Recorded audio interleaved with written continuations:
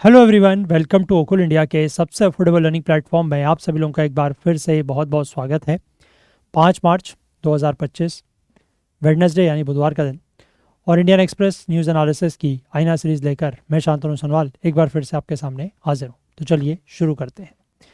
तो आज के न्यूज़पेपर पर चलें उससे पहले मैं आप लोगों से एज़ यूजुअल एक बार फिर से ये रिक्वेस्ट करना चाहूँगा कि आप में से जो भी लोग इन सेशंस को देख रहे हैं, फॉलो कर रहे हैं, आपको अगर किसी भी तरीके की हेल्प या मदद मिल रही है या कुछ नया आप लोग अगर सीख रहे हैं तो प्लीज़ कुछ ना कुछ कंट्रीब्यूट करने की कोशिश ज़रूर करें सो दैट कि थोड़ा सा फाइनेंशियल हेल्प हमारी भी होगी और डेफिनेटली इसका जो लॉन्ग टर्म बेनिफिट है वो आप लोगों को ही इस सेंस में मिलेगा कि आप इन सेशंस को यूट्यूब पर लंबे समय तक देख पाएंगे। तो इसलिए जितना भी आप लोगों से हो सकता है थोड़ा बहुत कुछ ना कुछ कंट्रीब्यूट करने की कोशिश ज़रूर करें। चलिए अब हम लोग आज के न्यूज़पेपर पर चलते हैं और जो इम्पोर्टेंट आर्टिकल्स हैं वो देखते हैं। तो ये आज का न्यूज़पेपर है। हालांकि आज के न्यूज़पेपर के फ्रंट पेज में ऐसा कोई खास न्यूज़ यहाँ पर नहीं है, ठीक है। ये इंडियन एक्सप्रेस की तरफ से कुछ एक्सीलेंस इन गवर्नेंस अवार्ड्स जो बेसिकली डिस्ट्रिक्ट मजिस्ट्रेट्स या जो डिस्ट्रिक्ट कलेक्टर्स होते हैं उनको दिया जाता है, तो उसको यहाँ पर जो है वो दिए गए हैं कल। तो यहाँ पर ऐसा कुछ खास है नहीं। हम लोग आगे बढ़ते हैं, सीधे इकोनॉमी वाले पेज पर आएंगे। वहाँ पर एक इम्पॉर्टेंट आर्टिकल है जो हमें देखना है। यहाँ पर भी कुछ खास नहीं है, ठीक है। मैं आपको बताता हूँ इकोनॉमी वाले पेज पर जो आर्टिकल है वो ये है।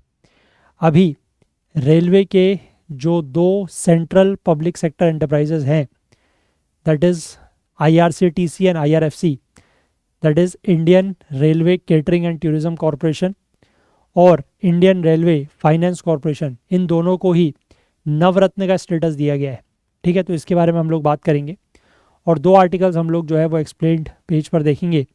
एक है कि why space agencies want to make the most of solar maximum, कि क्यों जो स्पेस एजेंसीज हैं वो सोलर मैक्सिमम का जो फिनोमेना होता है उसका ज़्यादा से ज़्यादा इस्तेमाल करना चाहती हैं। तो क्या होता है ये सोलर मैक्सिमम, ये हम लोग समझेंगे। और एक आर्टिकल यहाँ पर नीचे फिर से जो है वो डिलिमिटेशन ऑफ कंस्टिट्यूएंसीज को लेकर दिया गया है। हालांकि डिलिमिटेशन को लेकर कुछ दिनों पहले भी एक आर्टिकल आया था, हमने वहाँ पर भी डिटेल में बात की थी, लेकिन यहाँ पर कुछ पॉइंट्स जो हैं वो एक्स्ट्रा हैं, कुछ एडिशनल पॉइंट्स आपको यहाँ से मिलेंगे। तो अगर डिलिमिटेशन को लेकर प्रीलिम्स में कोई डिटेल में क्वेश्चन पूछा जाता है तो वो आप यहाँ से रिप्लाई कर सकते हैं, ठीक है। चलिए, तो ये बेसिकली आज के हमारे 3 आर्टिकल्स रहेंगे जो हमें देखने हैं। तो एक एक करके इनको देखना शुरू करते हैं। तो सबसे पहले यही वाला आर्टिकल देखते हैं, रेलवे वाला, कि what does the Navratna status for IRCTC and IRFC mean. इसका क्या मतलब है?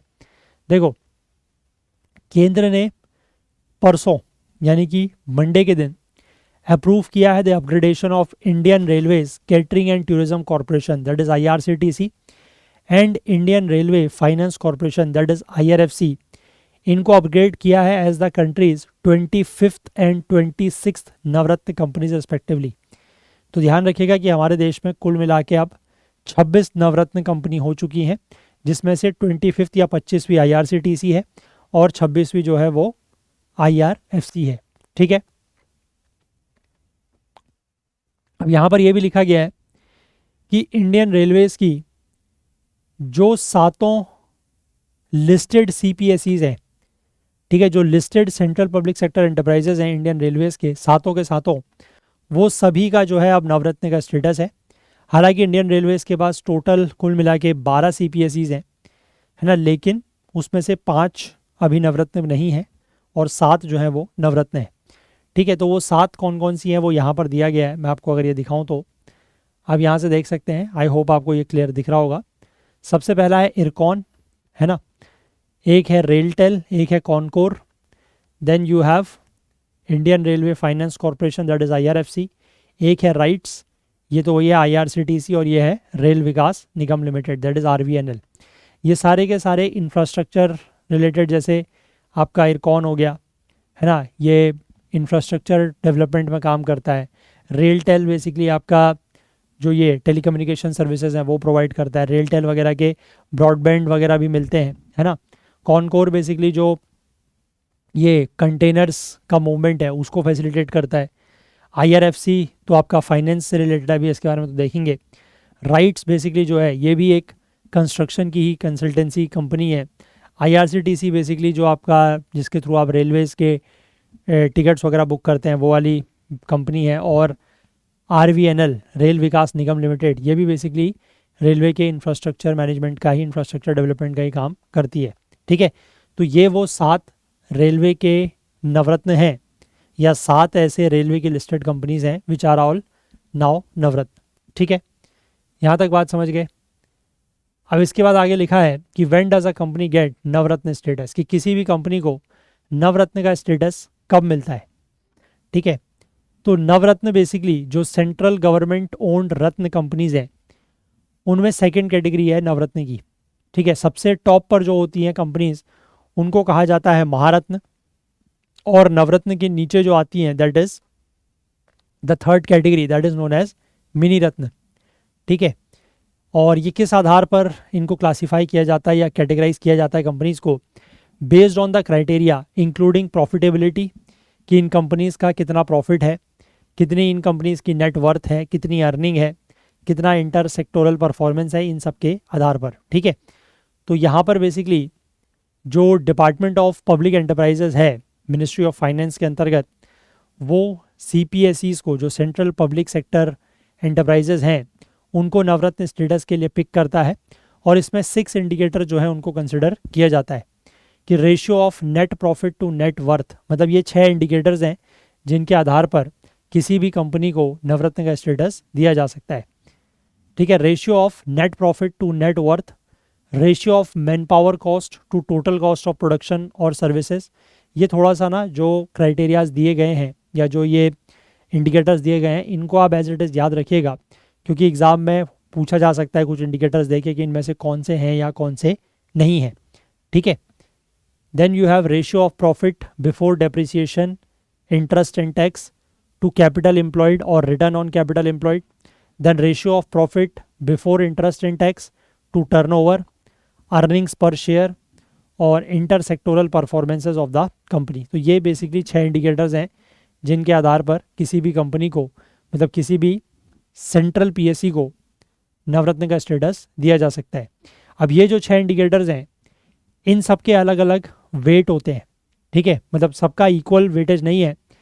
जैसे सबसे कम वेटेज या अर्निंग पर शेयर का वेट सबसे कम है 10, और for ratio of net profit to net worth इसका वेट जो है वो सबसे ज़्यादा है 25। तो यहाँ पर अगर किसी CPSE का कंपोजिट स्कोर 60 या उससे ज़्यादा होता है for all 6 indicators and has obtained an excellent और very good MOU rating in 3 of the last 5 years. ठीक है, एक तो बेसिकली ये जो 6 इंडिकेटर्स हैं इनमें जो कंपोजिट स्कोर है वो 60 या उससे ज़्यादा होना चाहिए सभी 6 इंडिकेटर्स के लिए, और साथ ही साथ MOU रेटिंग पिछले 5 में से 3 सालों में एक्सीलेंट या वेरी गुड होनी चाहिए। तब जो है उस कंपनी को एलिजिबल वो हो जाती है कि उसको नवरत्न स्टेटस के लिए कंसिडर किया जा सकता है। अब IRCTC और IRFC के फाइनेंशियल स्टेटस की अगर बात करें तो DPE ने यहाँ पर जो डिपार्टमेंट ऑफ पब्लिक एंटरप्राइजेज है उसका ये कहना है कि IRCTC का जो एनुअल टर्नओवर है वो लगभग 4270 करोड़ है, प्रॉफिट आफ्टर टैक्स 1111 करोड़ के आसपास है, नेट वर्थ की बात करें तो 3229 करोड़ है 2023-24 में। IRFC के लिए बात करें तो ये फिगर्स 26,644 करोड़, यानी कि ये आपका हो गया टर्नओवर। ठीक है, 6,114 हो गया आपका ये प्रॉफिट आफ्टर टैक्स, और ये हो गई इसकी नेट वर्थ। ठीक है, 50,000 करोड़ के आसपास। IRCTC जो है वो एक एक्सटेंडेड आर्म है इंडियन रेलवेज़ का, and the only entity selling train tickets online. जो ट्रेन के टिकट ऑनलाइन बेचती है वो सिर्फ IRCTC ही है। मिनिस्ट्री ऑफ रेलवेज़ का IRCTC में 62.4% शेयर है, और एज ऑफ मार्च 2024 इसका जो टर्नओवर है वो इतना, और प्रॉफिट मैंने आपको बता दिया। ठीक है, नेटवर्थ ये है, और मार्केट कैपिटलाइजेशन जो है वो 74,000 करोड़ की है। मार्केट कैपिटलाइजेशन का मतलब होता है, या how the market capitalisation is calculated किसी भी कंपनी के, क्योंकि ये सारी लिस्टेड कंपनीज है। लिस्टेड कंपनीज का मतलब है कि ये शेयर मार्केट में लिस्टेड है, इनके शेयर जो हैं वो मार्केट में ट्रेड होते हैं। आप और हम अगर कोई भी चाहें तो इनके जो शेयर्स हैं वो खरीद सकते हैं। ठीक है, अब किसी भी कंपनी का जो मार्केट कैप या मार्केट कैपिटलाइजेशन होता है उसको कैलकुलेट ऐसे किया जाता है कि जितने भी उस कंपनी के आउटस्टैंडिंग शेयर्स हैं, आउटस्टैंडिंग शेयर्स मतलब जिनको शेयर होल्डर्स खरीद सकते हैं, और the value of one share. Let say किसी कंपनी के आउटस्टैंडिंग शेयर 100 हैं और एक शेयर की वैल्यू लेट से 100 रुपये है, ठीक है, या चलो मानो कि 100 शेयर मार्केट में आउटस्टैंडिंग है जिनको शेयर होल्डर्स खरीद सकते हैं, और हर शेयर की कीमत मान लो 1000 रुपये है, तो 1000 into 100 that will become the, यानी कि 1 lakh rupees will be the market capitalisation of that company, ठीक है। तो इस तरीके से इसकी मार्केट कैपिटलाइजेशन लगभग 75,000 करोड़ के आसपास है। IRFC का जो मेन फंक्शन है वो है to secure the Indian railways extra budgetary resources requirement through market borrowings at the most competitive rates and terms. तो बेसिकली इंडियन रेलवे को कुछ तो पैसा जो है वो सरकार की तरफ से बजट में एलोकेट होता है ना। अब उसके अलावा जो पैसा चाहिए तो वो पैसे की व्यवस्था करना, है ना, उस पैसे की व्यवस्था करना वो IRFC का काम है ना। Extra budgetary resources, extra budgetary resources मतलब वही कि जो बजट में अलॉट नहीं हुआ है उसके अलावा, अदर देन दैट। तो एक्स्ट्रा बजटरी रिसोर्सेज को सिक्योर करना मार्केट बोरोइंग्स के थ्रू, है ना, मोस्ट कम्पिटिटिव रेट्स और मोस्ट कम्पिटिटिव टर्म्स में वो ये काम करता है। मिनिस्ट्री ऑफ रेलवे जो है उसका 86% के आसपास IRFC में शेयर है। मार्च 2024 में इस कंपनी का जो मार्केट कैप है वो लगभग 1,86,000 करोड़ के आसपास है, ठीक है। अब अगर किसी भी कंपनी को नवरत्न स्टेटस मिलता है तो उससे कंपनी को क्या फ़ायदा होता है, ठीक है, या उससे कैसे कंपनी को मदद मिलती है। तो कई तरीक़ों से, जैसे कि कंपनी की जो फाइनेंशियल ऑटोनॉमी है वो बढ़ जाती है, ठीक है, to making the global expansion easier. Company अगर चाहे तो वो ग्लोबली भी एक्सपेंड कर सकती है और उसकी जो मार्केट पोजीशन है वो भी बेटर हो सकती है। तो having got Navratna status, IRCTC and IRFC can invest up to 1000 crore और 15% of their net worth in a single project, ठीक है, 1000 करोड़ या अपनी नेटवर्थ का 15% तक ये इन्वेस्ट कर सकते हैं, निवेश कर सकते हैं इन अ सिंगल प्रोजेक्ट, ठीक है, किसी भी सिंगल प्रोजेक्ट में विदाउट गवर्नमेंट अप्रूवल। अगर 1000 करोड़ रुपए तक या अपनी नेटवर्थ का 15% तक ये किसी सिंगल प्रोजेक्ट में इन्वेस्ट करना चाहते हैं तो उसके लिए इनको सरकार की अप्रूवल लेने की ज़रूरत नहीं पड़ेगी, ठीक है, क्योंकि अब ये नवरत्न हो चुकी है। And it makes them more financially autonomous, तो इससे ये फाइनेंशियली ऑटोनॉमस हो जाती है। और कंपनीज जो है वो जॉइंट वेंचर्स बना सकती हैं, अपनी सब्सिडरीज ओपन कर सकती हैं, है ना, मर्जर और एक्विजिशन कर सकती हैं विदाउट डायरेक्ट गवर्नमेंट इंटरवेंशन, बिना गवर्नमेंट के दखल के ये सारे काम भी ये कर सकते हैं।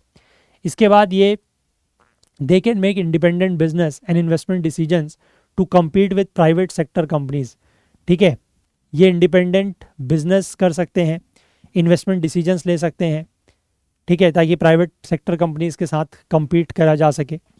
और साथ ही साथ ये कंपनीज जो हैं वो इंटरनेशनल मार्केट में भी एंटर कर सकती हैं। They can form strategic alliances बना सकती हैं, ग्लोबली एक्सपेंड कर सकती हैं विदाउट स्ट्रिक्ट ब्यूरोक्रेटिक हर्डल। और नवरत्न कंपनीज को जो है वो काफ़ी फाइनेंशियली स्टेबल माना जाता है and which helps them attract more investors and provide better returns to share holders, ठीक है। तो इससे बेसिकली फ़ायदा ये होता है क्योंकि अगर कोई भी कंपनी ऑब्वियसली अगर फाइनेंशियली स्टेबल होगी तो उसमें ज़्यादा इन्वेस्टर्स जो हैं वो पैसा लगाना चाहेंगे और उनको जो इन्वेस्टर्स हैं या जो शेयर होल्डर्स हैं जिन्होंने शेयर खरीदे हुए हैं उनको भी बेटर रिटर्न्स मिलेंगे, ठीक है। अभी तो खैर आजकल मार्केट गिरा हुआ है, तो अभी तो आप अगर देखेंगे तो पिछले 6 महीने का अगर कंपैरिजन आप देखेंगे तो IRCTC हो या IRFC हो, इन सब के शेयर्स में काफ़ी गिरावट है। बट लॉन्ग टर्म में अगर आप इन्वेस्ट करते हैं तो वो फिर प्रॉफिट दिखता है, ठीक है। चलो यहाँ से मैं आपसे एक सवाल पूछूंगा, इस सवाल का आप मुझे जवाब दीजिएगा। मैंने आपको टोटल 7 जो रेलवेज़ के नवरत्न हैं वो बताए, जिनमें से 2 अभी दैट इज़ IRFC और IRCTC तो 25 और 26 हैं, 2025 में इनको जो है वो नवरत्न स्टेटस दिया गया है। जो बाकी बचे 5 हैं उनमें से आप मुझे बताइएगा कि सबसे पुराना, ठीक है, मतलब इन 5 में से सबसे पहले नवरत्न का स्टेटस किसको मिला था और कब, ठीक है, ये आप मुझे कमेंट सेक्शन में बताएंगे। थोड़ा सा रिसर्च कीजिएगा इस बारे में, है ना, और इनका ऑर्डर भी थोड़ा सा ध्यान रख लीजिएगा कि किसको कब कब नवरत्न स्टेटस दिया गया है, ठीक है। आप मुझे सर्च करके बताइएगा इनके बारे में, क्लियर है। चलिए तो इसको आप लोग कंपनीज़ की बात है, इंफ्रास्ट्रक्चर में ले सकते हैं, इकोनॉमी में जीएस पेपर 3, है ना। चलिए, रेलवेज़ वैसे भी खैर इंफ्रास्ट्रक्चर में ही लेते हैं हम लोग। चलो आगे बात करें कि why space agencies want to make the most of solar maximum. देखो, नासा जो है वो अभी अपना एक और solar mission, latest solar mission जो है वो लॉन्च करने वाला है from the Vandenberg space force based in California on March 6, यानी कि कल लॉन्च होने वाला है। इस मिशन का जो नाम है that is polarimeter to unify the corona and heliosphere, that is PUNCH. ये थर्ड मेजर सोलर मिशन है to lift off in the past 18 months, यानी कि पिछले 18 महीने में, यानी कि पिछले 1.5 साल में जो सोलर मिशंस लॉन्च हुए हैं, ये तीसरा बड़ा सोलर मिशन है। ठीक है, अब the launch of so many back to back solar missions is no coincidence, कि बैक टू बैक या इतने कम समय में इतने ज़्यादा जो सोलर मिशंस लॉन्च हो रहे हैं, ये कोई संयोग नहीं है। ठीक है, ऐसा जानबूझ के किया जा रहा है, और उसके पीछे जो रीज़न है, जो कारण है, वो है सोलर साइकिल। अब क्या होती है सोलर साइकिल अगर हम बात करें तो देखो, एक बार मैग्नेट की तरह, आपने एक मैग्नेट देखा होगा, मैग्नेट मतलब चुंबक देखा होगा, है ना। एक बार मैग्नेट में जो दो साइड्स होती हैं, वो दो साइड्स उसके दो पोल्स होते हैं। ठीक है, एक नॉर्थ पोल और एक साउथ पोल। और अगर आप उस तरीके के दो मैग्नेट्स को एक साथ रखते हैं, और अगर आप उनका नॉर्थ पोल एक तरफ रखते हैं तो वो रिपेल करते हैं, नॉर्थ पोल साउथ पोल रखते हैं तो वो अट्रैक्ट करते हैं, है ना। तो एक बार मैग्नेट की तरह ही सन में भी मैग्नेटिक फील्ड होता है। ठीक है, उसके भी नॉर्थ और साउथ पोल होते हैं, और ये मैग्नेटिक फील्ड एग्जिस्ट करता है due to the constant movement of electrically charged particles within the sun. ठीक है, सन के अंदर जो इलेक्ट्रिकली चार्ज पार्टिकल्स हैं, उनका लगातार जो मूवमेंट होता रहता है, उसकी वजह से ये मैग्नेटिक फील्ड एग्जिस्ट करता है। और हर 11 साल में, या लगभग 11 साल के आसपास आप कह सकते हैं ऑन एन एवरेज, सन का जो मैग्नेटिक फील्ड है वो पूरी तरीके से फ्लिप कर जाता है। ठीक है, यानी कि उसका जो नॉर्थ पोल और साउथ पोल है वो अपनी जगह बदल देते हैं। नॉर्थ पोल जो है वो साउथ पोल बन जाता है, साउथ पोल जो है वो नॉर्थ पोल बन जाता है, और लगभग हर 11 साल के आसपास में ये चीज़ होती है। और यही जो पीरियोडिक चेंज है, इसी को कहा जाता है सोलर साइकिल। अब ये सोलर साइकिल जो है वो सन के सरफेस पर जो एक्टिविटीज़ हैं, जो गतिविधियां हैं, उनको प्रभावित करती है। जैसे कि जब सन सबसे ज़्यादा एक्टिव होता है, कब होता है? जब मैग्नेटिक जो ये फील्ड है वो फ्लिप हो रहा होता है, और इसी फेज को कहा जाता है सोलर मैक्सिमम। इस पीरियड के दौरान जो सन है वो ज़्यादा फ्रीक्वेंट और इंटेंस बर्स्ट ऑफ रेडिएशंस और पार्टिकल्स को स्पेस में बाहर की तरफ फेंकता है।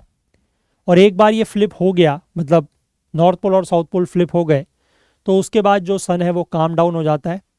ठीक है, उसके बाद एक सोलर मिनिमम का फेज़ आता है, और उसके बाद फिर ये नई साइकिल दोबारा से शुरू होती है।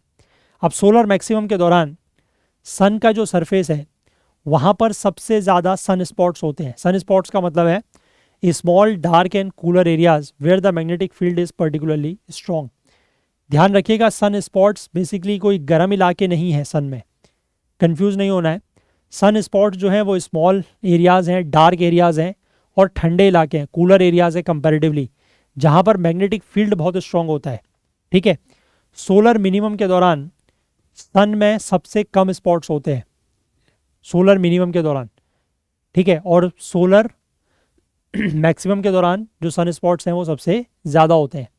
ठीक है, scientist track the solar cycle by counting the number of sun spots. और साइंटिस्ट जो है वो सोलर साइकिल को कैसे ट्रैक करते हैं? सन स्पॉट्स के नंबर को ट्रैक करके। अगर सन स्पॉट ज़्यादा है दैट मीन्स सोलर मैक्सिमम जो है वो, मतलब सोलर मैक्सिमम आने वाला है ना। अब सन में जो जाइंट इरप्शंस होते हैं, जैसे कि सोलर फ्लेयर्स या जो कोरोनल मास इजेक्शन होता है, ये भी सोलर साइकिल के दौरान होता है। And these eruptions send powerful burst of energy and material into the space. इस इरप्शन से बर्स्ट ऑफ एनर्जी और मटेरियल जो है वो स्पेस में जाता है। ये बर्स्ट जो है वो सिग्निफिकेंट है क्योंकि they have an impact on earth. ठीक है, इनका इम्पैक्ट जो है वो अर्थ के ऊपर भी हो सकता है। ये सैटेलाइट कम्युनिकेशन को डिसरप्ट कर सकते हैं, और हमारे जो इलेक्ट्रिसिटी ग्रिड्स वगैरह हैं उनको भी प्रभावित कर सकते हैं। इसी वजह से साइंटिस्ट जो हैं वो सोलर साइकिल के ऊपर एक नज़र रखते हैं। अब लेकिन इतने सारे सोलर मिशन जो हैं वो अभी लॉन्च क्यों किए जा रहे हैं? तो अभी जो प्रेजेंट सोलर एक्टिविटी और नंबर ऑफ सन स्पॉट्स हैं वो ये सजेस्ट करते हैं कि ये जो सोलर साइकिल है वो अपने मैक्सिमम के नियर है। ठीक है, हालांकि इसको लेकर अभी कोई ऑफिशियल कंफर्मेशन नहीं आया है, बट फिर भी ये माना जा रहा है कि 2024 या 2025 में सोलर जो है वो अपने मतलब सोलर साइकिल जो है वो अपने मैक्सिमम फेज में होगी। अब इस एक्टिविटी के बढ़ने की वजह से जो सोलर मैक्सिमम है that is the best possible window available for physicist to both launch missions and to observe the sun. क्योंकि सोलर मैक्सिमम के समय मैंने आपको बताया कि सन में जो एक्टिविटीज़ हैं वो बढ़ जाती हैं, तो इसीलिए ये जो समय है वो सबसे बढ़िया है। ठीक है, कि आप सन को ऑब्जर्व अगर करना चाहते हैं तो उसके लिए ज़्यादा मिशंस यहाँ पर लॉन्च किए जा रहे हैं। इसीलिए जो नंबर ऑफ मिशंस हैं टू ऑब्जर्व द स्टार या ऑब्जर्व द सन वो बढ़ रहे हैं। Physicists are aware that if they miss this window the next possible intense solar activity will not be before 2035 और 2036, क्योंकि लगभग हर 11 साल के आसपास में होती है।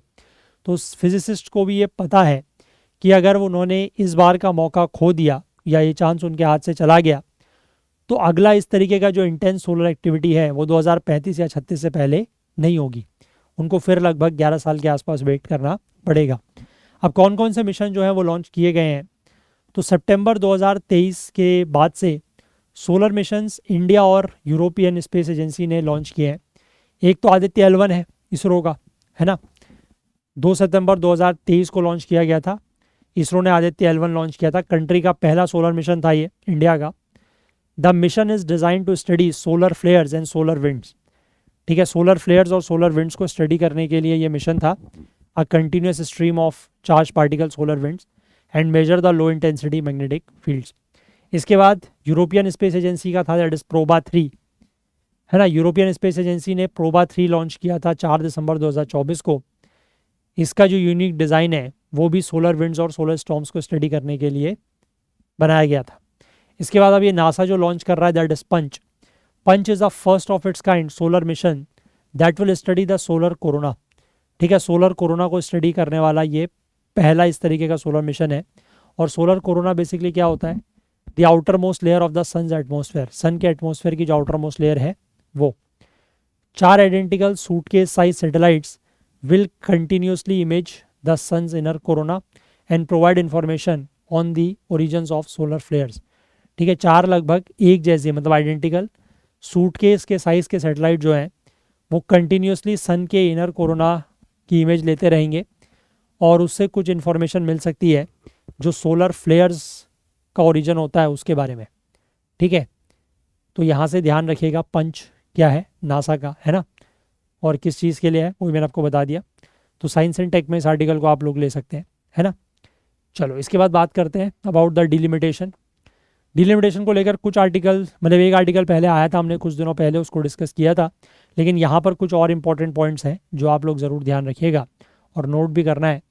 देखो, तो यहाँ पर गृह मंत्री अमित शाह ने सदर्न स्टेट्स को ये एश्योर किया है पिछले हफ्ते कि वो सिंगल सीट भी लूज नहीं करेंगे after the fresh delimitation of constituencies. ये तो हमने देखा था, है ना। और ये बेसिकली उनका एक प्रयास था कि जो सदर्न स्टेट्स हैं स्पेशली तमिलनाडु और केरला, उनकी जो चिंताएं या उनके जो कंसर्न्स हैं उनको एड्रेस करने का। ठीक है, क्योंकि उनको यही लगता है कि पॉपुलेशन के डेटा के आधार पर अगर डिलिमिटेशन होगा तो उनका जो पार्लियामेंट्री रिप्रेजेंटेशन है सदर्न स्टेट्स का वो कम हो जाएगा, क्योंकि उन्होंने फैमिली प्लानिंग को के ऊपर फोकस किया, है ना। पॉपुलेशन ग्रोथ उन राज्यों की कम है as compare to the northern states like UP Bihar. तो इसलिए उनको ये लगता है कि अब इस पॉपुलेशन के आधार पर अगर डिलिमिटेशन होगा तो हमारी तो सीटें कम रह जाएंगी, यानी कि पार्लियामेंट में हमारा जो रिप्रेजेंटेशन है वो कम हो जाएगा। तो उसी चीज़ को लेकर यहाँ पर यह एड्रेस किया गया है। अब 2021 का जो सेंसस है, होना तो 2021 में था, अभी हम 2025 में है ना। कोविड-19 की वजह से ये डिले हुआ। एक्सपेक्टेड है कि ये इस साल शुरू हो जाएगा और एक बार डिलिमिटेशन सेंसस होगा, जनगणना होगी, उसके बाद उसके आंकड़े आएंगे, डेटा पब्लिश होगा, उसके बाद कंस्टिट्यूएंसीज का डिलिमिटेशन होगा। ठीक है, कंस्टिट्यूएंट कॉन्स्टिट्यूशन का जो 84th अमेंडमेंट एक्ट था, दैट इज 2002, उसने फ्रीज किया हुआ है existing constituency boundaries until the first census taken after year 2026। ठीक है, 2002 का जो 84th कॉन्स्टिट्यूशनल अमेंडमेंट एक्ट है उसमें ये कहा गया है कि जो कंस्टिट्यूएंसी बाउंड्रीज हैं, मतलब एक तरीके से डिलिमिटेशन नहीं होगा जब तक 2026 के बाद पहला सेंसस का डेटा नहीं आता है तब तक। ठीक है, अब डिलिमिटेशन करना एक कॉन्स्टिट्यूशनल मैंडेट भी है या कॉन्स्टिट्यूशनल कमिटमेंट है। ठीक है, अब डिलिमिटेशन ऑफ कंस्टिट्यूएंसीज का मतलब ये है, ये एक कॉन्स्टिट्यूशनल कमिटमेंट को रिप्रेजेंट करता है to a fair and representative electoral framework and the equitable representation of citizens in elected bodies. ठीक है, डिलिमिटेशन बेसिकली इसीलिए किया जाता है ताकि जो इलेक्टेड बॉडीज़ में सिटीजन्स का रिप्रेजेंटेशन है वो इक्विटेबल हो, है ना, इक्वल नहीं, इक्विटेबल। इक्विटेबल का मतलब वही है कि जहाँ पर संख्या ज़्यादा है, मतलब जिन राज्यों की संख्या ज़्यादा है वहाँ से जो चुने हुए रिप्रेजेंटेटिव्स हैं वो ज़्यादा आएंगे, और जहाँ पर संख्या कम है, पॉपुलेशन कम है, वहाँ से कम आएंगे। ठीक है, अब जो नंबर ऑफ़ कंस्टिट्यूएंसीज़ हैं पार्लियामेंट की या स्टेट असेंबलीज़ की, उनको लेटेस्ट पॉपुलेशन फिगर्स के आधार पर एडजस्ट किया जाता है, यह इंश्योर करने के लिए कि जो number of Indians represented by an MP और एमएलए रिमेन्स रफली द सेम। ठीक है, तो ये बेसिकली प्रिंसिपल ऑफ कह सकते हैं of one citizen one vote one value laid down under article 81। अब आर्टिकल 82 जो है, जिसका टाइटल है रीएडजस्टमेंट आफ्टर ईच सेंसस, वो ये कहता है कि हर सेंसस के पूरा होने के बाद जो हाउस ऑफ द पीपल है, हाउस ऑफ द पीपल मतलब लोकसभा, टू द स्टेट्स में जो सीट्स का एलोकेशन है और हर सीट का जो एलोकेशन, हर सीट का जो डिवीजन है इनटू टेरिटोरियल कंस्टिट्यूएंसीज, उसको रीएडजस्ट किया जाना चाहिए by such authority and in such manner as parliament may by law determine. ठीक है, कि हर सेंसस के कंप्लीशन के बाद, upon the completion of each census, जो राज्यों में, मतलब किस राज्य में लोकसभा की कितनी सीटें होंगी, ठीक है, वो डिटरमाइन करना, और साथ ही साथ हर सीट में कौन कौन सा एरिया आएगा। ठीक है, जैसे मान लो आपका कोई राज्य है, लेट से यूपी है, यूपी में जैसे 80 लोकसभा सीटें हैं। ठीक है, तो पहली बात तो ये कि यूपी में कितनी सीटें होंगी, जो 80 हैं वो किस आधार पर डिटरमाइन की गई हैं, पॉपुलेशन के आधार पर। ठीक, अब वो 80 सीटों में पूरा का पूरा यूपी बटा हुआ है, तो हर सीट में कौन कौन सा एरिया आएगा, वो हो गया division of each seat into constituencies. ठीक है, तो वही चीज़ जो है वो की जानी है किसके द्वारा, एक ऐसी अथॉरिटी के द्वारा, और इस तरीके से की जानी है जैसा कि पार्लियामेंट बाय लॉ डिटरमाइन करती है। ठीक, अब आर्टिकल 170 का जो क्लॉज 3 है वो यही बात करता है स्टेट असेंबलीज के लिए। ठीक है, वो ये कहता है कि upon the completion of each census of the total number of seats in the legislative assembly of each state and the division of each state into territorial constituencies. अब डिलिमिटेशन की हिस्ट्री की अगर हम बात करें तो 1951 में जब पहली बार आज़ाद भारत में सेंसस या जनगणना होती है, उसके बाद एक डिलिमिटेशन कमीशन एक्ट बनता है 1952 में, और वहाँ से पहला डिलिमिटेशन कमीशन बनता है to draw the boundaries of Lok Sabha in the state assembly constituencies. और उसके बाद फिर जब आगे और सेंसस होती गई तो फिर और डिलिमिटेशन कमीशन बने, है ना। तो अभी तक कुल मिला के 4 बार डिलिमिटेशन कमीशन बन चुका है। ये क्वेश्चन लास्ट ईयर यूपीएससी ने पूछा था, हालांकि बहुत इजी सवाल था कि कितनी बार अभी तक डिलिमिटेशन कमीशन बना है, तो वो 4 बार है। एक 1952 में, एक 1962 में, एक 72 में और एक 2002 में। अब 72 से लेकर मतलब 52, 62, 72 ये तो लगातार हो रहा है। अब 72 के बाद क्यों नहीं बना बीच में, और 2002 के बाद क्यों नहीं बना, वो आगे अभी देखेंगे। तो मोस्ट रीसेंट जो डिलिमिटेशन है, यानी कि जो 2002 में डिलिमिटेशन हुआ है, उसमें कुछ कंस्टिट्यूएंसी की बाउंड्रीज को रीड्रॉ किया गया on the basis of 2001 census.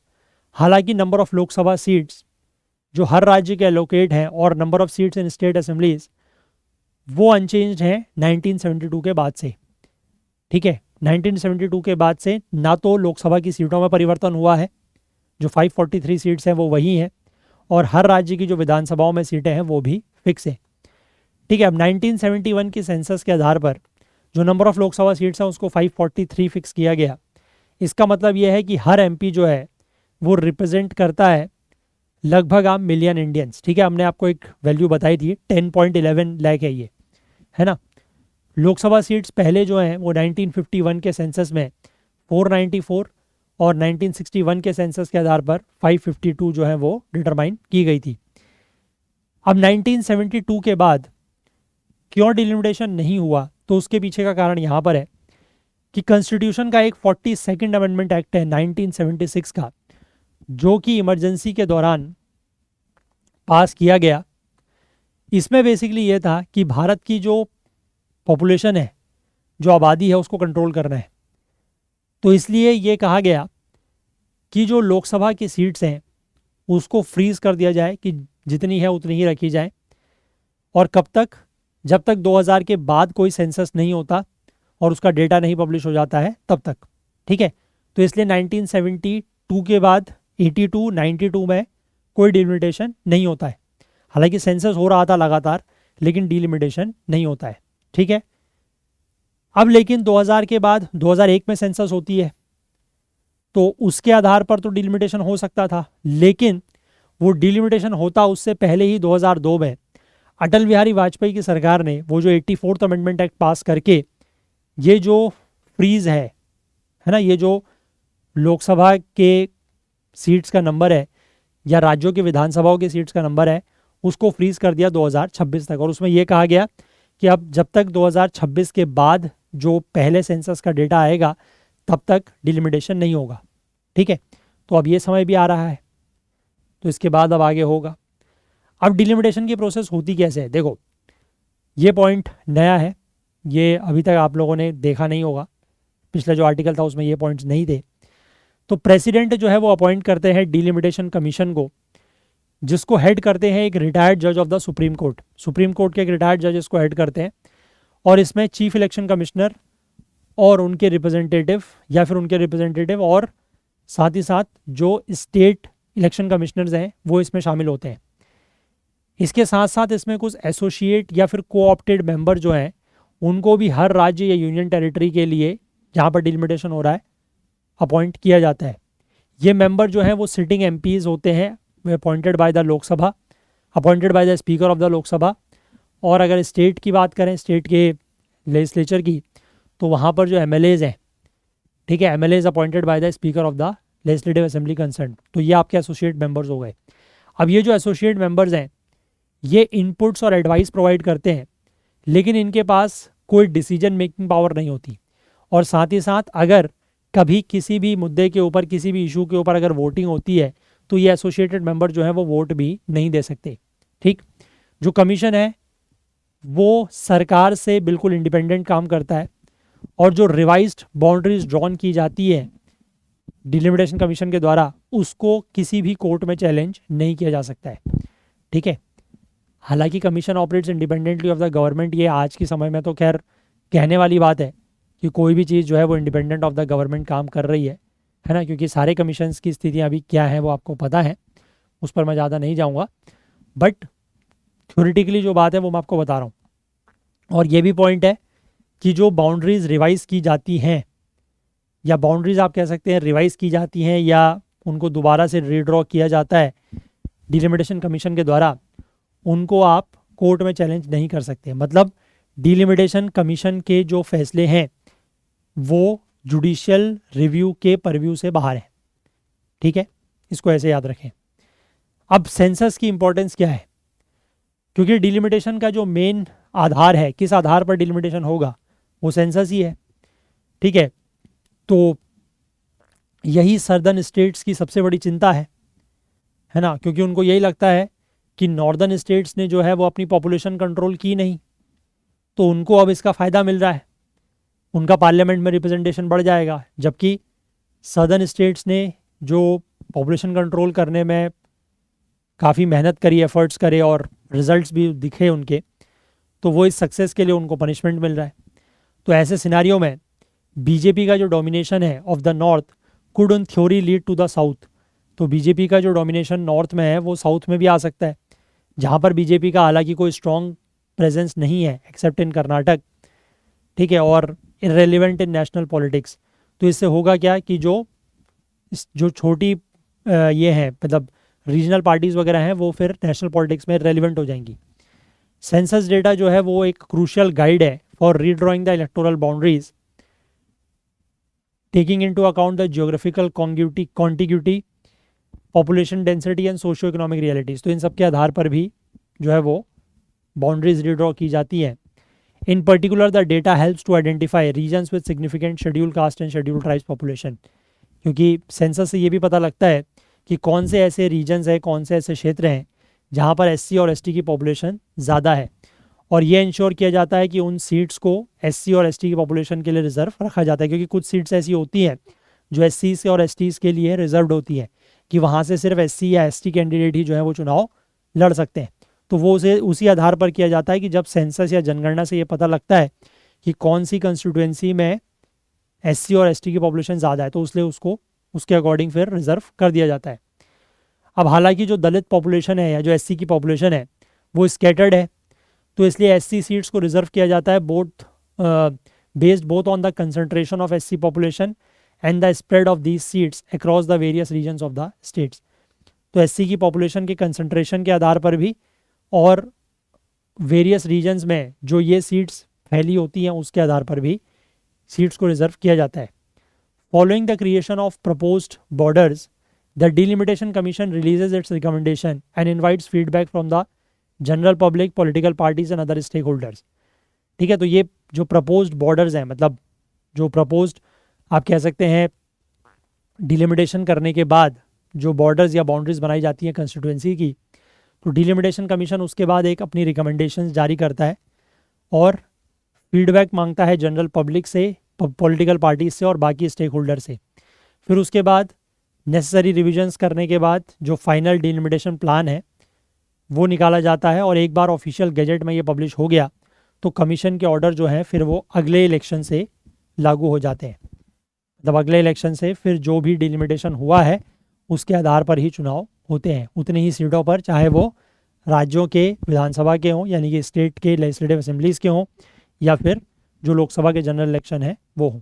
ठीक है, चलिए, क्लियर है बात। अच्छा, यहाँ पर मैं आपसे एक सवाल और पूछना चाहूँगा, मेरे को आप जवाब दीजिएगा। जैसे लोकसभा की और हमने राज्यों की विधानसभा की बात तो करी है ना, अब सेंटर में जो पार्लियामेंट है उसमें एक हाउस और है, दैट इज कौन सा? राज्यसभा।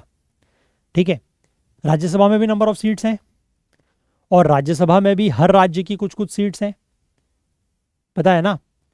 ऐसा तो है नहीं कि जो राज्यसभा की टोटल सीट्स हैं वो रैंडमली हैं, हर राज्य की कुछ ना कुछ सीट्स हैं।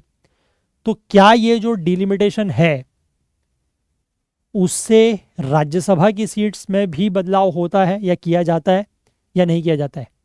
ठीक है, I hope the question is clear कि डज द डिलिमिटेशन चेंजेस और alters the number of seats of the Rajya Sabha और नॉट। ये सवाल है, आप मुझे इसका जवाब कमेंट्स में दीजिएगा। ठीक है, क्योंकि ये भी इंपॉर्टेंट स्टेटमेंट बन सकता है कि राज्यसभा की सीट्स का भी जो नंबर कम ज़्यादा है वो डिलिमिटेशन के थ्रू किया जा सकता है। ठीक है, ज़रूर बताइएगा कमेंट्स में। चलिए, तो यही आर्टिकल्स थे जो आज हमें डिस्कस करने थे। इस आर्टिकल को आप लोग पॉलिटी में लेंगे, है ना। चलिए, तो सेशन को हम लोग इतना ही रखते हैं, और जाने से पहले मैं आपको एक बार याद दिला दूं, अगर आप इस साल का प्रीलिम्स एग्ज़ाम दे रहे हैं तो इस तरीके की टेस्ट सीरीज़ हमारे पास हैं, आप इनमें से जिसमें भी चाहें एनरोल कर सकते हैं। ऐप और वेबसाइट में लिस्टेड हैं ये। बाकी आप ऐप को प्ले स्टोर से ज़रूर डाउनलोड कर सकते हैं। अगर प्ले स्टोर पर आपको ऐप नहीं मिलता है तो आप हमसे, ये जो व्हाट्सएप नंबर आपको यहाँ पर दिख रहा है, इस नंबर पर कॉन्टैक्ट करें। इसके थ्रू हम आपको जो APK लिंक होता है वो प्रोवाइड कर देंगे। यहाँ से भी आप वीडियोज़ डाउनलोड कर सकते हैं। और साथ ही साथ वीडियोज़ ऐप डाउनलोड करने का फ़ायदा ये है कि अगर आपने हमारे किसी भी वीडियो कोर्स में एनरोल किया हुआ है तो आप ऐप के थ्रू उन वीडियोज़ को डाउनलोड करके ऑफलाइन भी देख सकते हैं।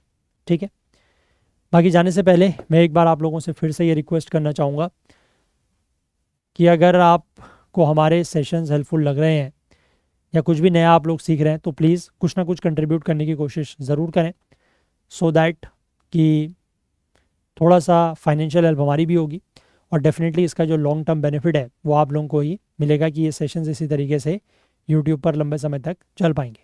ठीक है ना? तो जितना भी आपको अमाउंट में आप कंफर्टेबल हो प्लीज़ कंट्रीब्यूट ज़रूर करें। तो चलिए, अगर आपको आज का सेशन पसंद आया हो तो लाइक ज़रूर करें, ज़्यादा से ज़्यादा शेयर करें। आपके जो भी डाउट्स हैं, जो क्वेरीज़ हैं, वो आप कमेंट कर सकते हैं। चैनल को आपने अभी तक सब्सक्राइब नहीं किया है तो वो ज़रूर कर लें। बेल आइकन प्रेस करना ना भूलें ताकि वीडियोस के नोटिफिकेशन आपको ऑन टाइम मिल सके। और साथ ही साथ अपना प्यार, अपना सहयोग हमारे साथ बनाए रखें। हाईलाइटेड आर्टिकल्स आपको करंट अफेयर्स ओकुल टेलीग्राम चैनल पर मिल जाएंगे, जिसका लिंक नीचे डिस्क्रिप्शन में दिया हुआ है, या फिर आप करंट अफेयर्स ओकुल सर्च करके भी ज्वाइन कर सकते हैं इसको, या इस QR कोड को स्कैन करके भी ज्वाइन कर सकते हैं। तो चलिए, आज के लिए इतना ही रखते हैं, बाकी कल को फिर से मिलेंगे इंडियन एक्सप्रेस न्यूज़ एनालिसिस की आईना सीरीज़ के साथ। तब तक के लिए अपना बहुत बहुत ध्यान रखें। Please do take care of your self. Thank you. Have a nice day. Bye bye.